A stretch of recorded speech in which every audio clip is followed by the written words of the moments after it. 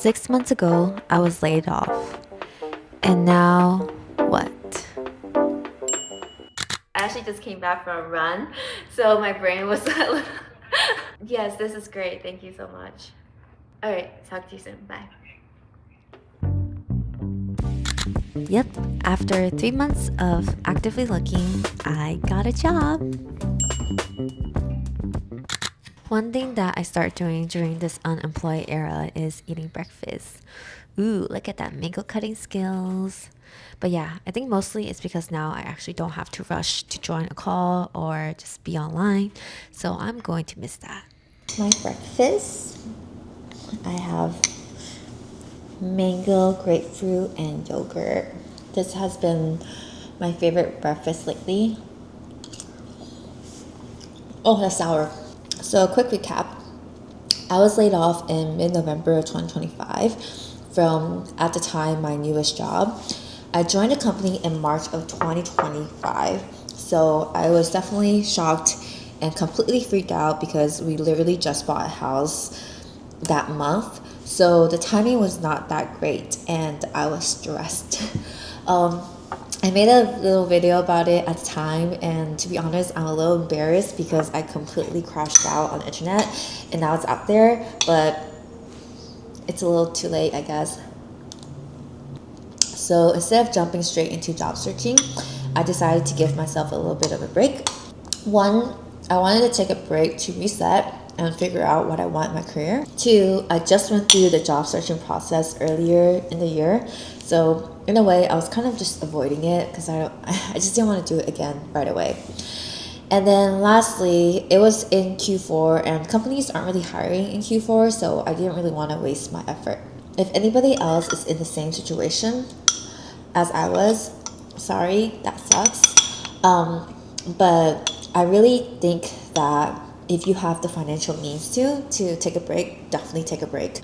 Even though I didn't notice at the time, it gave me a lot of clarity in terms of what I want in my career, but also in my life, because like I just had the time to just think about a lot of things, and it was just great for me to just take on different things. I did a bunch of side quests. I did a little hip-hop video thingy, a bunch of random arts and craft, made a lot of random videos just to play and just like, you know, be creative, I guess. Although I enjoyed my break, it wasn't easy. I struggled with having so much time, and also I had like a lot of things that I wanted to do, but then I had so much time and I didn't know what I should do with the time, and then I just ended up dilly-dallying and getting overwhelmed and paralyzed and ended up not doing anything, and then feeling guilty about not doing anything. So I was a little bit all over the place, and the unstructuredness of life was challenging. Also, it was just hard for me to enjoy the break because I think there is this cloud of like financial security or insecurity is constantly looming over me, and I just couldn't fully allow myself to just play and be creative. I guess I'm just too anxious about it all, so it's just kind of always there. Maybe that'll be something I'll be able to work through in the future, but in the moment I just couldn't fully allow myself to be creative and, you know, do all the things. Since I'm stuck in the house, time to make coffee at home.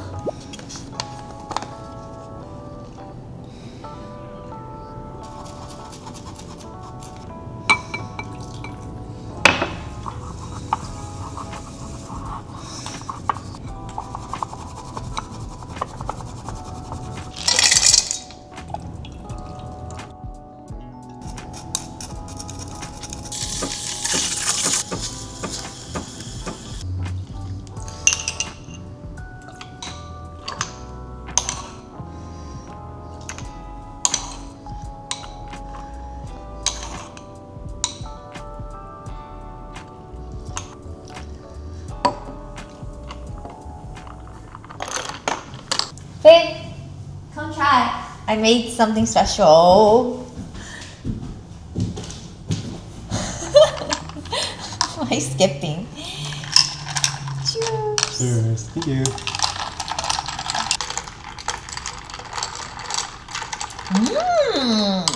Okay, a little bit too much oat milk, but Otherwise, it's really perfect. good. It's amazing. Woo!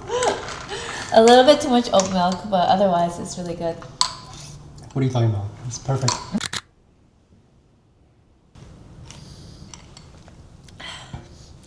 For those of you who don't know, I am a product designer, and the typical application process for a product designer starts with me submitting my resume and portfolio. A portfolio is a website where product designers will showcase their work through case studies. So after we submit our application, just like any other job, there's a mysterious system that will evaluate your resume and portfolio to see if you are to be interviewed. So the first step of the interview process is usually a phone screening, which is pretty standard with the recruiter. Then there is the hiring manager round, and typically you would also present your case study during this round. After that, there's another case study presentation, and that is typically with a group of people, and usually these are the people that you might work with. And after that, there is a team fit / culture interview round, and that is typically like behavioral questions and things like that. Obviously, there's variations to this, but so far I've seen 4 to 5 rounds of interview for a product designer job.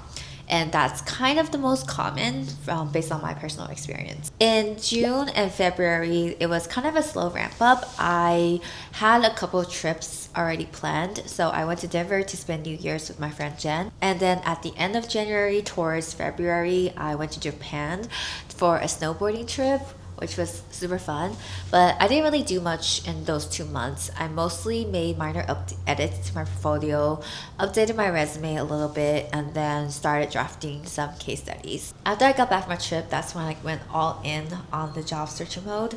I did start applying in February, even though my portfolio wasn't fully updated and ready yet. I just kind of wanted to get things started. And I actually ended up interviewing with a company. I made it all the way to the 3rd round, which is the group portfolio presentation round. In the end, I didn't get the job. It was my first major rejection and my first interview where I went so far. So the rejection did hit really hard. I was pretty excited about the role, and I just got really hopeful. I was thinking, oh my god, I just started job searching and I might be done. But ultimately, I was just not ready for the presentation round.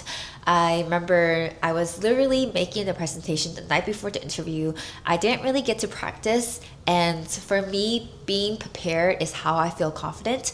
So I think my lack of confidence definitely showed during the interview, and I just felt not organized and didn't do as good as I should, or I just didn't present my work the best way that I know I can. I was pretty bummed by this experience because I felt like I messed up and I could have done better. In the end, I came to the conclusion that even if the opportunity felt like it's the right one to me, the timing was just not right. I literally just started job searching, so it's okay that I wasn't fully prepared, and it's okay that I, messed up and had hiccups and stumbled, because that's human. In March, I was super locked in. I was applying a lot more. I got my portfolio to a ready state, so I rewrote a lot of the old ones I had and then wrote new ones. And I was applying a lot, but I wasn't getting any interviews in March. And that definitely got me pretty nervous. I remember during that time, I also started reaching out to people a little bit too, because I'm starting to feel a little bit of that anxiety and desperation. But yeah, March was kind of hard because I was working really hard and I wasn't seeing any results. So in April, I went application crazy. I guess because I wasn't getting any results in March, I was like, okay, let me start pumping out more applications. So I was applying for multiple roles daily. At the same time, I was still polishing my portfolio and wrote another case study. Towards mid-April, things start to finally move upwards, I guess. I started having more interviews, and by the end of April, I actually was in the final rounds with my current company. All of March is just the offer process, so getting the verbal offer, negotiating, and then finalizing the final offer. So yeah, that's kind of the timeline of my job searching process. Overall, I think my job searching process went pretty smoothly this time around, especially given the current job market for tech and even more so product design. So I think I got pretty lucky. I was able to find something within 3 months of me actively job searching. 4 months if you count January where I was doing some minor prep work.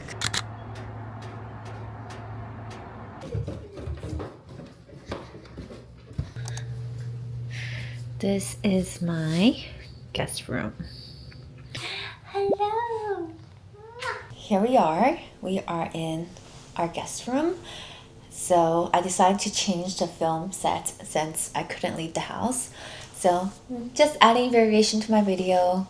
And yeah, in the end, I'm very happy that everything worked out. Being forced into a situation that you didn't choose to be in obviously sucked. Even though I told myself that everything happened for a reason, when I was in it, it was still hard. Now that I am out of it, I can really see that everything happened for a reason, and there's definitely like silver lining to it all. The layoff definitely forced me to think about what I want in my career, and it definitely changed my perspective. Before the layoff, I only targeted startups and smaller companies because I believe that that is a way for me to make more of a direct impact. After the layoff, I thought to myself, maybe it's time to try something different and go for a more established company.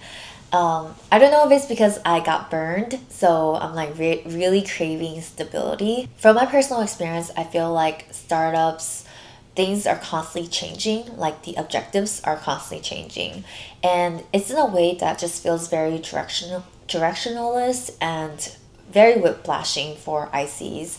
I just feel like every few weeks there's the next most important thing, and we're just constantly switching around, and it just feels very aimless and lack intentionality. Since I've only done startups, I was like, maybe I should go for a more established company. My thought here is that there will be more intentionality in the objectives because the stakes are higher. Obviously, that assumption could be wrong, but I'll never know unless I try. So, with this round of job searching, that was kind of what I was aiming for. But another thing about startup is that I was kind of tired of the hustle culture. I'm tired of like everyone trying to prove themselves and doing the most at startups. I think my hypothesis here is that because at startups, roles and responsibilities aren't very defined, so you never know if you're doing a bad job or you're doing a good job or you're actually going above and beyond. So because of that, there are people who are wearing multiple hats. And startups love to brag about that, like, oh, you get to wear multiple hats. Well, some people will be wearing multiple hats, but there's definitely people who are barely wearing their own hats. And I think that's very unfair. And I'm kind of just tired of that. I want something that feels more defined. This layoff also taught me to prioritize how I vibe with my manager. So during this job searching process, I've been very intentional and very alert when it comes to the hiring manager round to see if we have similar ideas or a similar way of thinking, and whether or not I believe, from the minor interaction that this person will support me and advocate for me. Of course, like comps, benefits, and what you get to work on is very important. But I think at the end of the day, your quality of life at work is heavily impacted by whether or not you like your boss and if your boss like you. So that was something that I started to be more mindful of. I don't think I even thought about that much before. So yeah, you live and you learn. Last thing on this topic, I honestly never thought I would actually get laid off. Like, for some reason, I thought I would be immune to it. So having personally experienced that and still seeing layoff every week now, like Meta just laid off a bunch of people into it, and it's just all the time, literally, like what the heck is going on. I'm definitely starting to truly realized how volatile tech is and starting to think about how do I prepare myself for the next layoff. I know this is kind of pessimistic, but I don't know, maybe because I experienced it, I want to be more prepared next time. Fingers crossed, hopefully there's no next time. I don't really have the answers yet, but I'm starting to think about how do I expose myself to more opportunities. So there's just like these things that now is in the back of my head to make sure that I'm more prepared for the future. Let me know in the comments if you guys have any ideas in this area because your girl needs some help here. I know this is a little bit cliche, but I'm glad that something like this happened to me. I feel like life has to give you lemons for you to make lemonades because if they don't give you lemons, how do you make lemonades? Growth was definitely happening to me even though I might not notice it at the time. Besides learning about what I want in my career and things like that, I also had some life lessons coming out of this. I learned to acknowledge my progress, especially when it comes to job searching, because the result and the outcome is a little bit out of your control. So you really have to acknowledge the progress and the work you put into something, even if the results isn't tangibly felt at the time. I also learned to say no to opportunities. It was definitely scary because I literally don't have a job, but I was saying no to opportunities that I felt like didn't align with where I was heading, even though I wasn't even that clear on where I was going. But it just didn't feel right. And saying no to just gut feelings when you don't have a job, I think is very brave and I'm very proud of myself. Next thing is I really learned to prioritize my mental and physical health. Obviously, when you're in a bad time, it's very easy to spiral. So I learned to figure out how to help myself feel better, how to give myself a break, how to find joy in little things. And also picked up running. I definitely feel like I was running away from my problem, but then it ended up being me running towards my goal. Yeah. Oh yeah. Side story. I was actually diagnosed with ADHD too right after my layoff. So in that sense, I think timing was good because it gave me a lot of time to process that and learn about it and also figure out what are some systems I can incorporate in my life to help me. But that's another story for another time. Honestly, I'm unsure how this new chapter will unfold. Everything will be different. It's a huge company. It's hybrid. I do have to go into office 3 times a week, and that's a lot for me because I've mostly done remote. So that would be different. Socializing, interacting with people. Yay! But yeah, I'm excited. I feel like this new opportunity definitely aligns with me and will give me more of the life that I want than my previous role. So, in the end, when one door closes, another door opens and a bigger door opens maybe. When I first started this channel, I wanted to share my experience pivoting into UX. After reflecting on that, I think ultimately I just love sharing my experience, my perspective, and expressing myself here. So with that, I want to end this video with a little bit of tips and encouragement. Job searching can be taxing, especially mentally. So I actually made a video a while back, a short little video to share some of the things I do to help me stay motivated and sane during this process. I want to just reiterate some of that in this video here. So one thing that I truly believe is to not spend too much energy tracking your applications. With application, I just submit it and forget it. I do label it in my inbox, so if I do need to reference later, say I get an interview or something, then it's there. I really think it's a waste of time to put a lot of effort in tracking your application and noting it down and things like that because you're just one out of many. There's a lot of times like the system will not even get to your application, and personally I find it just very demotivating seeing all the applications that you send out. I also realized that during this journey I was starting to be on LinkedIn way too much. I was just habitually doom scrolling and also procrastinating by scrolling on LinkedIn. Like it was just not productive.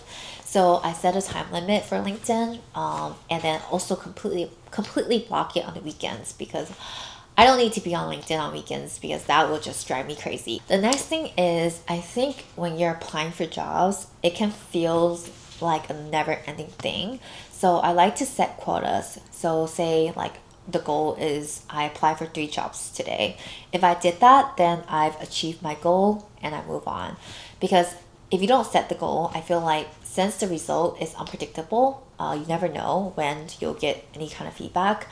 Giving yourself that, hey, I've achieved my goal, and reward yourself for the work that you put in and the progress that you make, is really helpful to make sure that you feel like you're making progress. So my next thing is a little bit controversial. I think it's important to apply when you're not fully ready.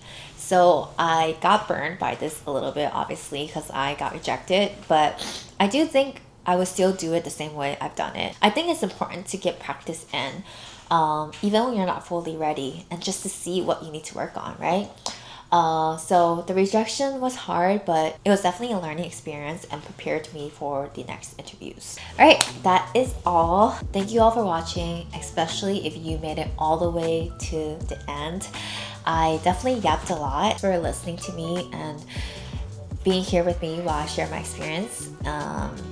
And for those of you who are looking for a job, the right opportunity and you will find each other.